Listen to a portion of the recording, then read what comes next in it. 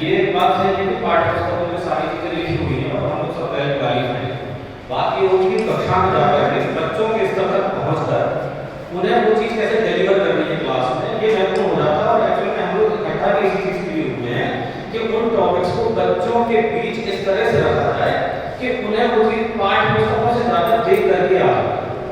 तो यही एक कोशिश है हम लोगों की इस चार्ट और टॉपिक के माध्यम से जो सामग्री यहाँ उपयोग की गई है कि बच्चों को तंतु से वस्त्र कथन कैसे बताना है, वो एक सरल और प्रभावी तरीका यहाँ प्रस्तुत करने का प्रयास है।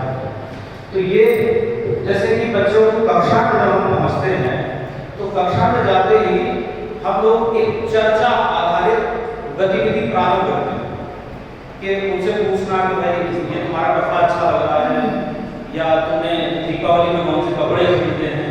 तो इस तरह की यानी हमारी चर्चा का केंद्र बिंदु रहेगा वो वस्त्र रहेंगे, उसी से संबंधित चर्चा हम लोग सारी करेंगे। क्यों बोले कल रंग बिरंगे कैसे पहन के आ गए थे, ये दिखवा दो और दूसरे कलर का पहन के कैसे आ गए। तो क्या बच्चों को पता है कि ये वस्त्र आगे हमें कौन से पेड़ से प्राप्त होते हैं। तो बच्चा दो कितने हुए कहेगा आपकी बात को रिजेक्ट कर देगा, सर जी पेड़ पे कहाँ लगा हुआ कपड़ा, ये तो कोई बाजार से खरीदा था। अगला प्रश्न, जैसे ही बच्चे का जब प्रश्न आता है तो हम लोग आगे बढ़ जाते हैं कि यदि वो बाजार से लेकर आए तो बाजार में कहाँ से, तब बच्चा हो सकता है उसको पता हो नहीं बोले फैक्ट्री में बनता है यहाँ से आता है।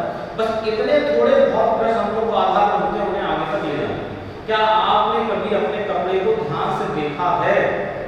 तो बच्चे जरूर एक बार अपने कपड़े को देखने की कोशिश करते हैं, क्या दिखाई दे रहा है, अच्छा लग रहा है, फिर ध्यान से देखो और देखो, तब जाकर के हम लोग फिर अपनी वस्तुओं का प्रयोग प्रारंभ करते हैं जो कि साइंस किट में दी गई। जैसे ये हेडलाइंस दिया गया है मैग्नीफाइंग ग्लास, ये कॉटन है, धागा भी हम लोगों के पास है और कपड़े भी दिए गए, कपड़े के टुकड़े भी हैं जिनका प्रयोग यानी हमेशा किट की सामग्री का प्रयोग विशेष तौर पर इस प्रशिक्षण के लिए। तो बच्चे को यही सिखाना है कि ये सारी चीजें जो आपकी बनी हुई है अगर आप ध्यान से देखेंगे तो पतली पतली संरचनाएं आपको दिखाई देंगी। अगर कोई कपड़े का टुकड़ा है तो उसे एक धागा निकाल के हम दिखा भी सकते हैं। जब वो देखता है तब वो ये देखता है कि धागा, तो वो कहता है ये धागे से बने हैं, लेकिन बेटा क्या जानते हो कि धागा कैसे बनता है? तो बच्चा कभी कभी निरुत्तर हो जाता है, नहीं पता लगता है।